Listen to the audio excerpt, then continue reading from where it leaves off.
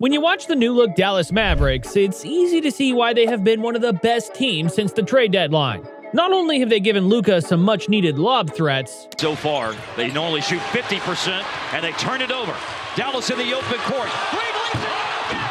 And it's a rim rocker for the big man. But to the surprise of everyone who is counting them out, Luka, Doncic, and Kyrie Irving are unstoppable. Today, the Mavericks have a real chance at not only going to the finals, but actually winning the championship this year. But just what caused their amazing turnaround? We're going to take a closer look at everything from the Luka Doncic and Kyrie Irving duo, the crucial trades that revived the team, and the unexpected comeback of Dante Exum.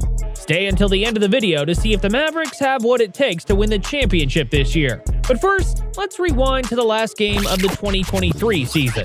Back to when the Mavericks gave Philly and their trust the process mentality a run for their money as the most obvious tank job in recent NBA history, which led to them getting fined $750,000, which is the third largest in NBA history. And to add insult to injury, it was very clear that they were missing Brunson, which they got nothing in return for, and it wasn't because the Knicks signed his dad to the team. No, Jalen wanted to stay, but even after the Mavs had not just one or two, but 4 chances to re-sign him, an offer just simply wasn't made, which has to be the worst decision Mark Cuban has made other than trading Steve Nash. Brunson's unfortunate departure left Dallas in turmoil, and the small trades that they made weren't enough to see an improvement, and it wasn't enough help for their 2 superstars, as they were almost dead last on defense, and even with Kyrie Irving as a starter, they were only 12th on offense. But enough about the past. Clearly, the Dallas Mavericks are turning it around, and with some crucial pickups in the trade deadline, the Mavericks are now looking absolutely stacked, as they're now ranked at number 8 on offense and number 4 on defense. That's a huge improvement. They're also ranked at number 2 in the league for 3-point attempts, so things are definitely looking up. But where does the credit for that go? Well, it mostly goes to a few key players and some major decisions made by the team. And it all starts with their superstar duo. Both Luka and Kyrie are superstar franchise players, and you can always count on them to make a play when plan A, B, or C doesn't pan out. But with their recent additions, they now have a more varied offense and don't just rely on their star players to take turns on ISO possessions. They now have a vast array of offensive and defensive weapons to help carry the load at their disposal. Which leads me to talk about the one player that has had arguably the most unpredictable comeback and the biggest impact in Dante Exum. You see, Exum was drafted 5th overall in 2014 by the Jazz, and many predicted him to be a future star. Pick in the 2014 NBA Draft, the Utah Jazz select Dante Exum. But there was one problem. He just could not stay healthy. Fast forward a few years, and Dante Exum was out of the league. But that's not where the story ends. No. He took his talents to Europe in the hopes of revitalizing his career, and while in Europe, he found his confidence and love for the game, improving his driving ability, and even improved that one aspect of his game that he was never able to crack, his 3-point percentage. Teams around the league took notice, but the Mavs were desperate. They needed some good role players with good defense, so they brought him in with a 2-year minimum contract. In hindsight, this was an elite decision by the Dallas Mavericks, and Exum definitely exceeded expectations. As he stepped up big time after Kyrie got injured on December 8th against Portland, Exum would continue to start for the whole month of December and played amazing, bumping up his averages to 15 points and shot an eye-popping 53% from downtown.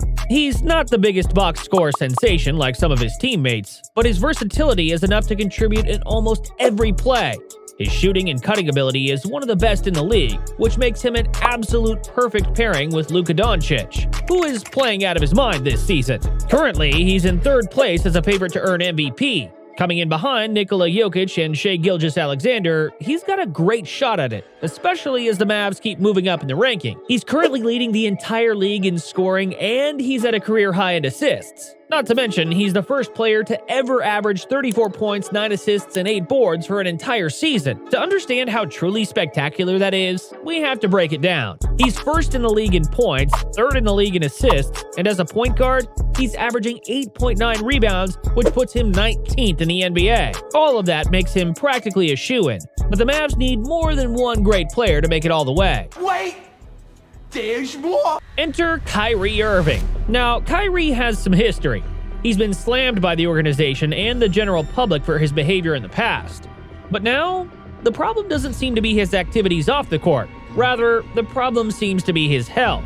In fact, he hasn't been out of the second round since he parted ways with LeBron. Kyrie has missed 22 games this season. The good news is, if he can keep it together and maintain his health, the Mavericks definitely have a good shot to win this thing. When he takes to the court with Luka Doncic, the two of them are eating up the court. In fact, they're showing up in a way that no one ever expected. As a partnership, these two are making waves, coming in first on offense and fourth on defense, making for an elite-level performance in both areas. Now let's dive into the trades. After all, we're talking a lot about how they managed to leverage things at the trade deadline and turn their game around, right? It's not just their current players that managed to do it. It's the ones they got from the trade as well. Okay, so the whole reason they were able to get the picks on the draft was because of that tanking decision they made last year. If they hadn't, and if they had made the playoffs, they would have actually lost their draft pick to New York because of the trade they made for Kristaps Porzingis. Instead, their low finish means that their pick is protected. And that's where they managed to draft Derek Lively, who should not be this good in his rookie year. And now, Luka doesn't have just one rim-running center, but two of them. They got Daniel Gafford at the trade deadline by trading with the Washington Wizards and giving up Rashawn Holmes and their 2024 first-round pick. Was that one worth it? It seems to be. He's got a 69% field goal percentage, making him second in the league. And he's an excellent matchup with Doncic because he's excellent at catching the assist and sinking the basket. Add in the fact that he's 7th in the league for blocks and that he averages 8 rebounds per game, you're definitely looking at a strong contender. Another key piece to their rise on defense is PJ Washington. The Mavs traded Grant Williams and Seth Curry, as well as a first-round draft pick for 2027 to get PJ Washington from the Hornets. Was that a good decision? According to the general public at the time, no. They said that the Mavericks overpaid for Washington. After all, they mortgaged their future on this trade and that Washington would be a good addition to the team. Because, after all, they gave up a first-round draft pick in the future to get him. But what about the performance Washington has been able to provide since that trade? Has he lived up to what the Mavs were hoping? Let's see. Since joining the team, Washington has averaged 11 points, 1.3 assists, and 5.4 rebounds per game. And he's been guarding the opponent's best player every game, which says the team not only likes him, but trusts him to contribute. What does all of this mean? It means that the Mavericks started out with a great pairing in Luka and Kyrie, but that wasn't enough. In fact, at the start, the duo wasn't performing at top-notch, and there were rumors that Luka could be looking at getting out. But then, the trade deadline happened, and the Mavericks got some great new players. The downside to that? They leveraged absolutely everything to get it. With no first-round draft pick for years, this team is betting on the roster they've put together between Doncic, Irving, Washington, Gafford, and Lively.